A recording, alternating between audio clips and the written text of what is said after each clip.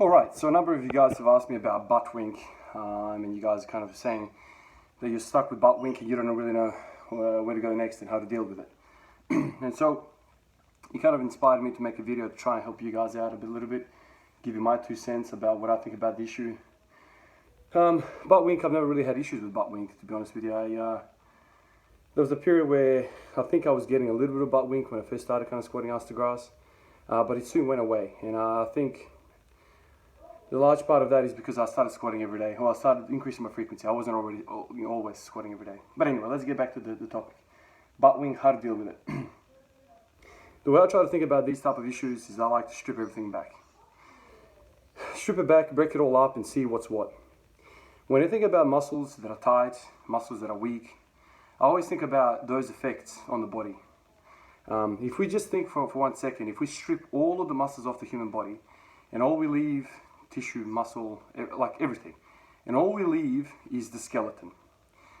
I don't know how many of you guys have actually seen a full, skeleton to scale and you see all the bones, but if you guys have seen it, you would know that you can basically grab the femur and you can really shove it all the way up, and you can get the skeleton to do anything you want. There's ass to grass completely, no issues. You can have somebody's freaking femur touch the shoulder, right? If there was no muscle, if there was no skin, if there was no fat, there was no other tissue, just bone. So that tells me that, barring freaks out there with crazy ass hips, I think most people should be able to squat ass to grass. The only thing that we might talk about is the angle of which the femur should be kind of placed outside the sockets. Retroversion, anteversion, all that sort of stuff people always bring up. And everyone's coming out of the woodwork saying, oh, I got bad hips, I got bad hips. It's pretty remarkable to think that everyone's got bad hips. So what, I'm the minority who's got good hips. Everyone's so hasty to jump to conclusions. What I want to say to you is, you might have that issue, but freaking hell, man, just make sure you address every other issue before you just make a conclusion on yourself and tag yourself as somebody with bad hips. So, you might have a narrow stance, you might have a wider stance, you might have knees pointed out a little bit, you might have knees that are, toes that are pointing a bit more forward. It doesn't matter, I think everyone can get there. Butt wink, why is it happening? So butt wink essentially is this happening at the bottom. So you get down and your back rounds underneath, your butt kind of gets underneath you. So if we think about what's happening in that sense is that there are muscles which are tight or which are not allowing the body to go through the full range of motion. And then potentially there are muscles that are weak and can't hold that position all the way as you're going down. So let's think about this. What are the muscles that are getting long or potentially restricting this motion? So what we want is we want anterior pelvic tilt. We want this. We want to have the hips do this. But what's happening is the hips are doing this. So a couple of things that automatically I think about is the psoas, the hip flexor. So hip flexors come out of your basically T12, I think, all the way down to L5 spinal processes. So they come out of basically your lower back and they insert into your femurs about right here in your groin basically. So when those guys contract, and it's like a fan muscle, it's basically the core of our being, basically. By the way, if you guys want to read about psoas, it's actually fascinating stuff. There's ties to your emotions and all sorts. Anyway, it doesn't matter. So when that guy contracts, when the psoas major, psoas minor, they contract, iliopsoas. When they contract, you go into anterior pelvic tilt. He brings the lower back and the femur together, right? Contraction. So as we're going down, and if you get to a point where you can't go anymore, a couple of things could be happening. The psoas can't overcome the force required, and so the psoas starts to let go a little bit, and you start rounding. So that's one issue. You could have a weak psoas. It's fair enough if the psoas is trying to overcome the weight on your shoulders, but it's another thing if it's trying to overcome its own colleague, if you will. If the opposing muscles on the other side of that motion of anterior pelvic tilt, so the psoas induces anterior pelvic tilt, right? So if the other side, or the opposite, the equal opposite of the psoas, what are we thinking here? So what are the opposites of anterior pelvic tilt? So the things that are opposing that, hamstrings. So what do hamstrings do? So the hamstrings try and bring the butt back this way. Right? The psoas wants to do this, the hamstring wants to do this. and the glute wants to do this as well. So if we release some of this tissue at the back here, and we allow this to kind of start giving a little bit, stretching a little bit, all of this, then the psoas has less work to do because it's not fighting its own friend, I guess, or the opposite, counterpart. The enemy here is the weight, the gravity. That's what we're fighting here.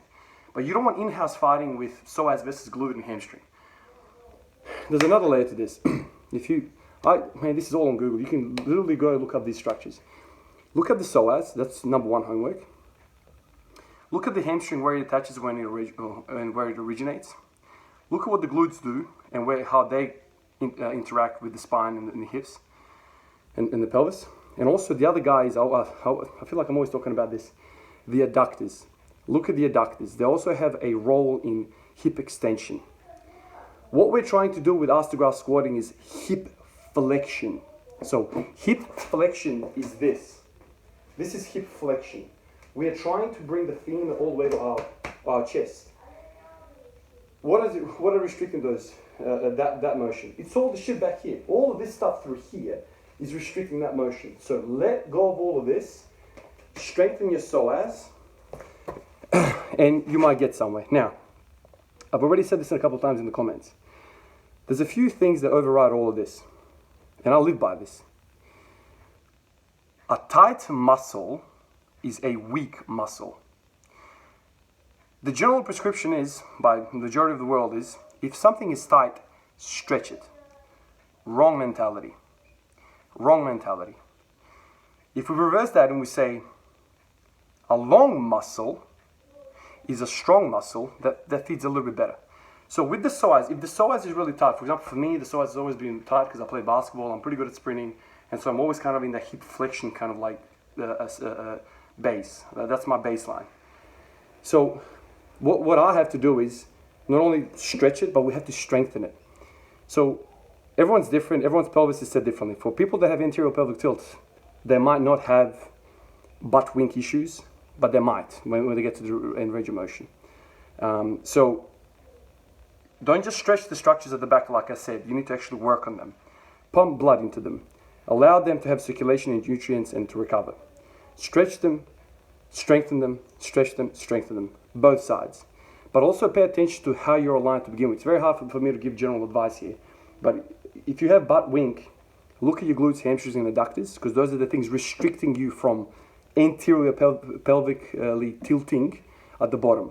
That's where I would start. Don't give me this stuff about, oh, my hip is locked in, or I have, restrictions in the hip. I can't, man, come on, man. Like, you can't just say that and just walk away. I don't know about your personalities, but when I have a problem, I just want to attack it head on and work it out, take it out to bits. And only at the end, after I put 10 years of freaking work, can I conclude that I have some structural issues here, like bony issues. Now, if you're new to this, it's really hard for you to work out what's what. Some people say, oh, I feel a pinching sensation in the hip. I think that's bone on bone. It might not be, man. It could be just the psoas is just weak. Or you're pinching some fat, or you're pinching some muscle. It doesn't really matter. Turn your freaking hips out. I always say to people, man, like people come to me and they're like, oh, how do you arse to grass squat? And I'm like, just get your muscles longer and stronger. That's it. Like, that's literally what I say all the time. Get your muscles longer and stronger. How do you do that? Well, get them stronger. They will release a little bit, then you stretch them a little bit. But stretching a weak muscle is just asking for trouble. It's tight for a reason. It's tight because it does not want to snap. Imagine if you had a really weak rubber band, which is what muscles really are, and it was really, really long. Pops easily. But if that short, thin rubber band is really kind of all the way short, it's really harder for you to break it. It's less likely to break if it's in a really short state. Same thing with the muscles. On top of the muscles, there's a thing called the fascia. And the fascia senses that, the body senses that, oh my God, we have a weak area here. Let's protect it and just really wrap that fascia around so it does not break. So strengthen it. And notorious that people always talk about hamstrings popping off the bone. They're always stretching it. Nah, man, you got to strengthen the hamstrings. Strengthen the hip extensors. Anyway, I feel like I'm ranting a little bit here. But longer, stronger muscles is what we need. You need to address what's happening there. If you're butt weaking all the way at the bottom, it's probably adductors, hamstrings, or glutes. Address them, stretch them, get them stronger, and go from there. Hopefully this helps. I want to help out everyone out there to get arse to grass. I really feel like full range of motion is the way to move in this world and training. you'll feel a lot better. You won't have any nagging issues with knees and ankles and hips. Is where to go. So if I can do my bit to help people get on the right path, if I've given you some keywords here for you, so you can do your own research, wonderful.